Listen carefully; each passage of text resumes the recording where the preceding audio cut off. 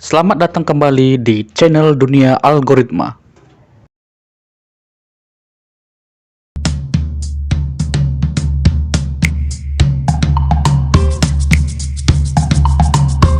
Oke, baik. Jadi materi kali ini kita membahas tentang keamanan keamanan pada komputer, keamanan pada jaringan, dan keamanan pada sistem.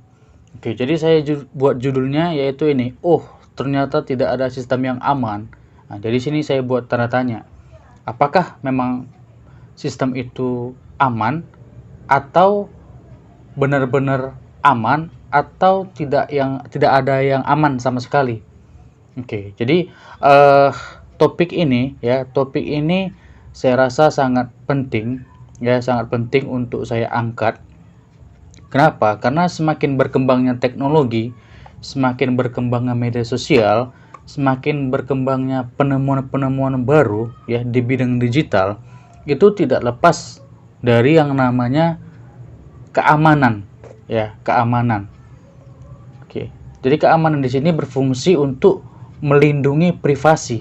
Jadi setiap yang namanya teknologi digital Jadi setiap yang namanya adanya teknologi digital itu selalu berbicara tentang keamanannya.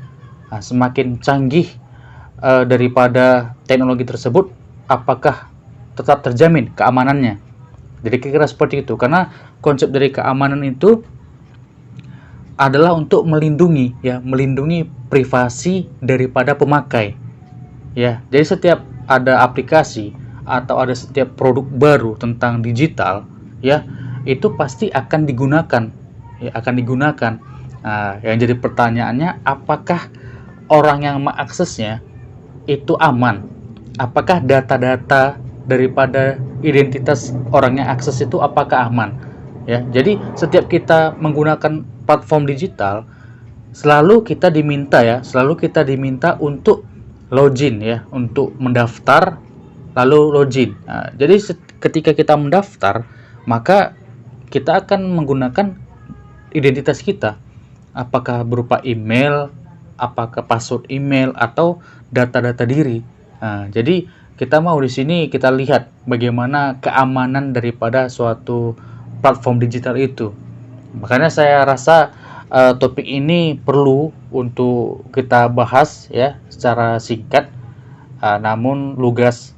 Oke. Jadi ini pendahuluannya Jadi materi ini ada kira-kira membahas ke arah forensik membahas ke arah ilmu forensik digital atau ilmu cyber security. Karena ilmu forensik digital dan ilmu cyber security itu semakin lama semakin berkembang teknologi itu sangat diperlukan ilmu tersebut. Nah, jadi ilmu tersebut itu membahas tentang keamanan dari sisi keamanan dan dari sisi untuk mencari celah lalu diamankan daripada serangan para cracker. Oke, jadi kecenderungan insiden itu kejadian kecenderungan insiden di bidang teknologi komputer dan komunikasi digolongkan ke dalam program hacking. Yang pertama paket flooding, kedua paket sniffing, yang ketiga paket backdoor. Jadi ini adalah teknik hacking yang digunakan untuk mencari celah suatu sistem apakah aman atau tidak. Jadi dari ketiga metode ini itu untuk mencari celah kekurangan daripada suatu sistem untuk dilengkapi agar sistem tersebut semakin baik dan tidak mudah untuk ditembus keamanannya. Seperti itu. Jadi secara umum kita fokus pada sistem komputer berbasis Windows. Dalam kenyataannya kejahatan komputer sudah sangat meluas, sudah tidak lagi melihat kepada basis sistem operasi saja. Jadi pada zaman dulu zaman dimana teknologi belum sangat berkembang sampai saat ini. Sekarang ini kan hampir semua teknologi itu bisa diakses dengan menggunakan handphone Android Namun dulu sebelum adanya handphone Android, para cracker ya. Saya sebut para cracker. Kenapa? Karena antara hacker dan cracker itu ya istilah yang hampir mirip ya. Kalau hacker dia mencari celah keamanan, mencari celah kekurangan daripada suatu sistem dengan tujuan untuk memperbaiki ya. Namun kalau cracker untuk mencari celah kekurangan daripada suatu sistem, namun dengan tujuan untuk merusak daripada sistem tersebut ya, dan melakukan illegal access. Jadi ketika dia mendapatkan informasi daripada suatu sistem, maka dia akan membocorkannya dan biasanya dia menjual ke komunitasnya, yaitu secara ilegal dan tidak diperbolehkan. Nah, jadi kalau hacker tadi dia mencari celah kekurangan daripada suatu sistem, namun dia memberikan solusi. Dia memberikan solusi bagaimana caranya untuk melindungi atau untuk menambah sistem keamanannya. Nah, jadi begitu ya. Nah, jadi dulu itu kita mencari hanya fokus untuk keamanan Windows ya, keamanan Windows, karena dahulu itu belum ada teknologi Android yang berkembang sampai saat ini. Jadi kalau saat ini itu sebenarnya masalahnya itu semakin kompleks ya, semakin teknologi berkembang ya, seperti yang saya jelaskan tadi di pembukaan ya. Semakin teknologi digital itu berkembang, maka kebutuhan keamanan itu semakin kompleks ya, dan keamanan itu sangat rentan, sehingga hampir semua di dalam menggunakan teknologi digital itu tidak aman. Artinya privasi ya, artinya tidak ada lagi batasan yang namanya batasan privasi. Nah, semua terbuka lebar. Jadi itu sangat berdampak buruk ya. Saking terbuka lebar daripada privasi, itu menjadi dampak buruk bagi kita sebagai pengguna. Karena dengan mudah ya kita bisa mengetahui posisi seseorang di mana ya, apakah dia berada di kota Medan misalnya, itu dengan mudah dapat dilacak. Jadi satu sisi itu ada kelemahan dan kelebihannya ya. Kelebihannya kita bisa mengetahui letak lokasi seseorang, namun kekurangannya ya, tidak ada lagi batasan privasi. Jadi keamanan itu kurang terjaga ya. Oke, lalu kejahatan di bidang teknologi informasi ya. Ada beberapa istilah kejahatan di bidang teknologi informasi. Ya, yang pertama cybercrime, yang kedua kejahatan mayantara, ya Badan Nawawi A. Yang ketiga computer crime, yang keempat computer abuse, yang kelima computer fraud, yang keenam computer related crime, dan masih ada lagi dan lain-lain ya. Nah, ini metode-metode kejahatan yang digunakan di bidang teknologi informasi.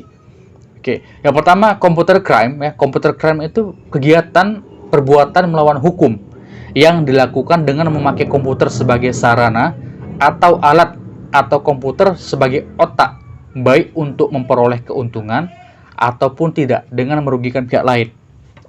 Oke, jadi jelas ya, computer crime itu kegiatan ya melawan hukum, memakai komputer sebagai objek. Nah, jadi menggunakan komputer itu sebagai objek ya, itu untuk meretas apakah itu meretas untuk mendapatkan informasi seseorang, atau untuk menghancurkan data, atau untuk menghancurkan keamanannya. Oke.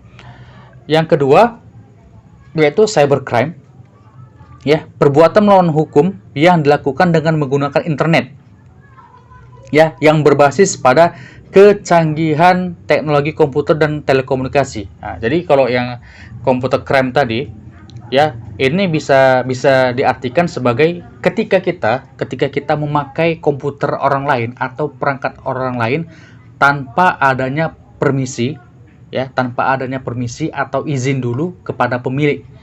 Nah, itu udah disebut dengan computer crime. Karena kita memakai atau menggunakan perangkat orang lain tanpa permisi. Ya, itu udah disebut dengan computer crime. Oke. Lalu yang kedua cybercrime, ya ini perbuatan melawan hukum ya dengan menggunakan teknologi internet. Jadi ketika kita menggunakan komputer yang terhubung ke internet, dan ada juga orang yang menggunakan komputer dan terhubung ke internet dengan cara untuk merusak apa yang kita cari atau merusak data-data yang ada pada kita. Nah, begitu dia. Oke, jadi ada beberapa karakteristik ya atau ciri-ciri unik kejahatan di bidang IT. Oke, yang pertama, ruang lingkup kejahatan ya biasanya bersifat global, melintasi batas negara, menyebabkan sulit menentukan yurisdiksi hukum negara mana yang berlaku terhadapnya. Jadi kalau kejahatan teknologi ini ya, yang melakukan itu lain negara itu masih sangat sulit untuk menentukan hukumnya. Karena bisa saja di negara tersebut ya tidak atau belum diberlakukan undang-undang ITE ya untuk illegal access. Namun di Indonesia sudah berlaku ya, sudah diberlakukan tentang undang-undang ITE, salah satunya tentang illegal access. Nah, jadi ketika kita mengakses situs atau akun daripada orang ya tanpa izin terlebih dahulu dari si pemilik, maka itu disebut dengan illegal access.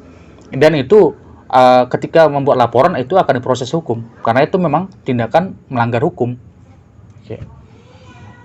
Yang kedua, sifat kejahatan ya tidak menimbulkan kekacauan yang mudah terlihat atau non-violence sehingga ketakutan terhadap kejahatan tersebut tidak mudah timbul. Oke, jadi ini ya sifat daripada illegal access ini ya ada juga sifatnya dia perlahan-lahan ya, tidak menimbulkan kekacauan, artinya dia secara perlahan untuk masuk atau merusak daripada sistem atau daripada akun yang dituju ya. Jadi dia pelan-pelan agar tidak terlihat. Nah, tapi lama kelamaan akan menyebabkan rusaknya atau bocornya data tersebut. Oke, yang ketiga, pelaku kejahatan ya. Pelaku kejahatan ini tidak mudah diidentifikasi, namun memiliki ciri khusus, yaitu pelakunya menguasai penggunaan internet atau komputer. Oke, ini jelas ya.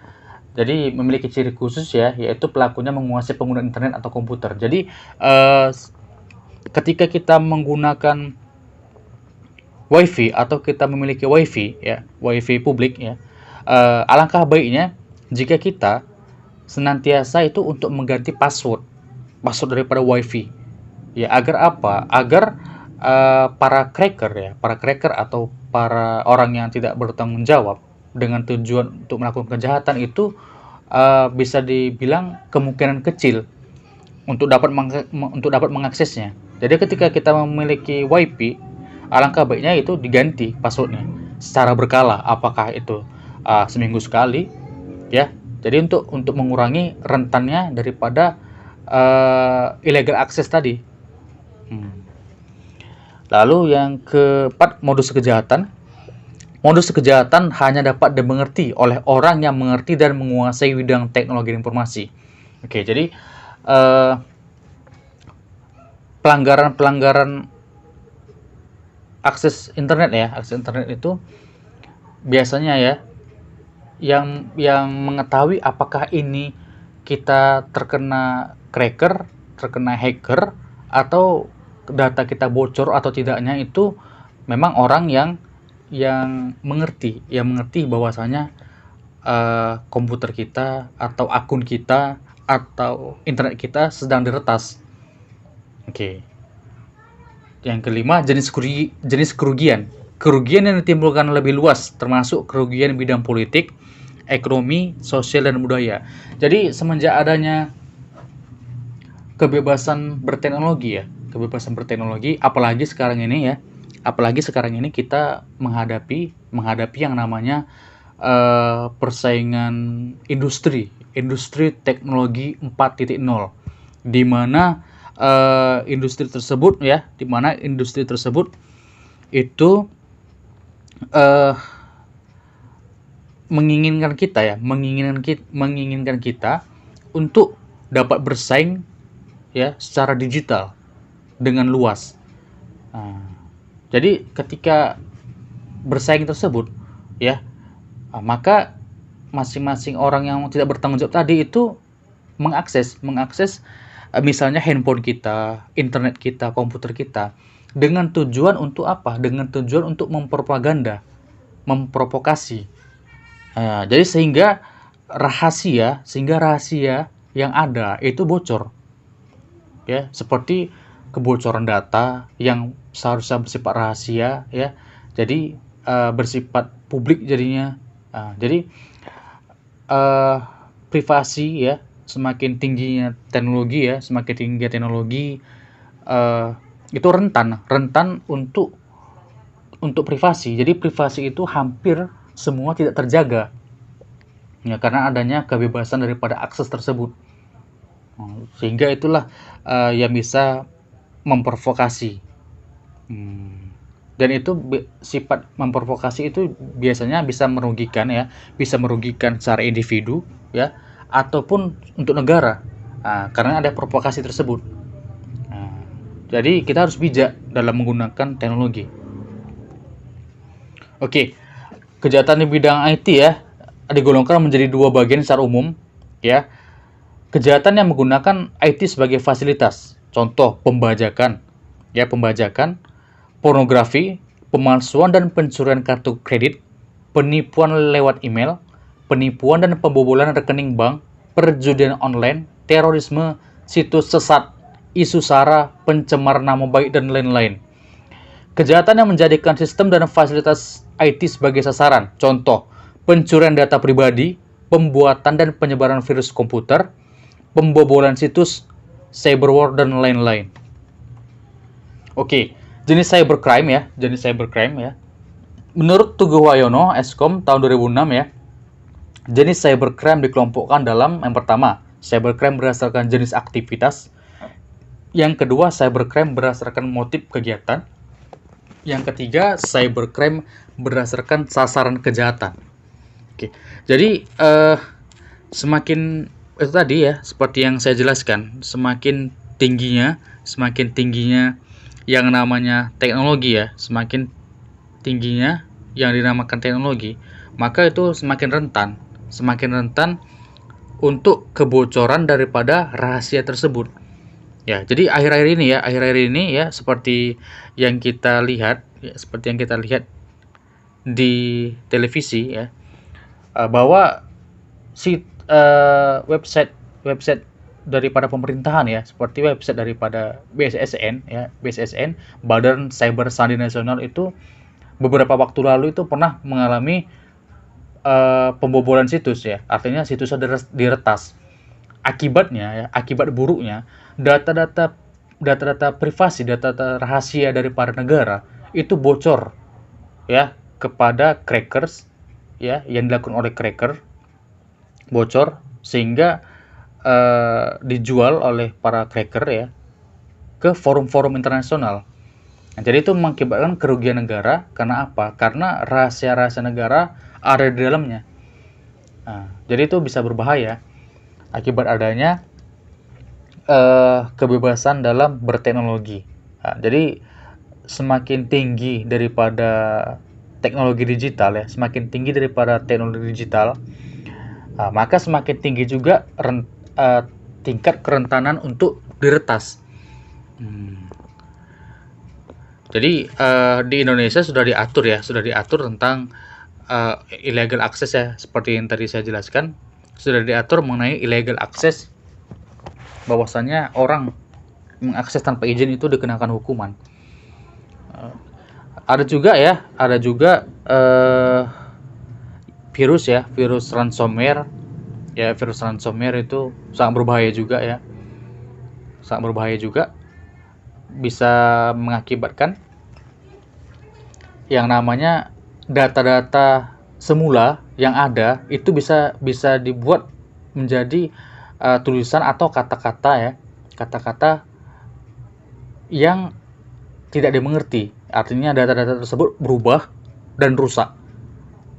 Begitu deh. Jadi juga hati-hati ya di dalam juga menggunakan media sosial ya. Di dalam menggunakan media sosial itu alangkah baiknya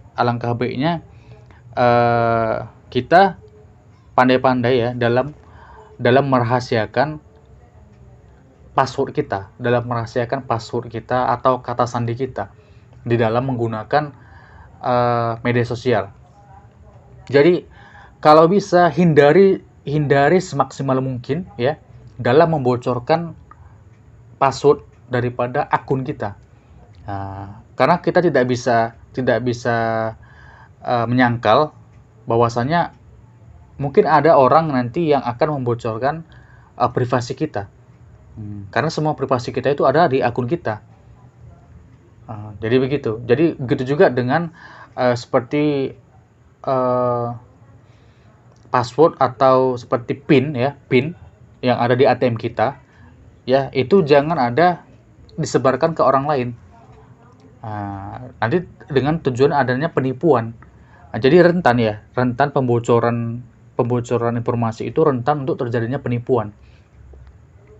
Ya, itulah daripada kejahatan bidang IT yang harus kita minimalisir ya, harus kita hindari sebisa mungkin. Jadi dengan adanya penggunaan IT yang berlebihan ini, banyak orang juga melakukan penipuan, pencemaran nama baik, peretasan daripada akun. Jadi banyak. Jadi apalagi hati-hati juga di dalam membuka situs-situs. Hati-hati, kenapa? Karena ketika situs tersebut ya, terkadang ketika kita membuka suatu situs, maka kita dialihkan ke situs lain. Nah, itu hati-hati. Itu bisa menjadi yang namanya malware. Malware itu adalah suatu sistem yang tujuannya untuk merusak perangkat kita. Jadi hati-hati dalam menggunakannya. Oke, apalagi di dalam email itu sering adanya spam. Spam itu biasanya virus ya untuk merusak daripada akun email kita. Jadi seolah-olah seperti kita yang mengendalikan, tetapi bukan kita mengendalikan. Jadi hati-hatilah. Jadi kita harus bijak. Jadi rentan juga untuk terjadinya provokasi ya, atau black campaign atau kampanye hitam di dalam penggunaan IT ini. Jadi dengan adanya IT ini juga hati-hatinya. Jadi selalu saya bilang hati-hati karena memang rentan untuk terjadinya kejahatan. Namun selain itu dampak baiknya itu juga banyak. Manfaat baik daripada penggunaan IT itu banyaknya kita bisa terbantu ya, kerjaan kita bisa terbantu menjadi lebih mudah dan lebih cepat. Lalu kita juga dapat menambah relasi. Kita juga dapat menjadi terkenal ya, atau kita bisa mempromosikan usaha kita, dagangan kita. Jadi ada plus minusnya. Jadi kita sebagai orang Indonesia ya khususnya, kita harus bijak di dalam menggunakan teknologi.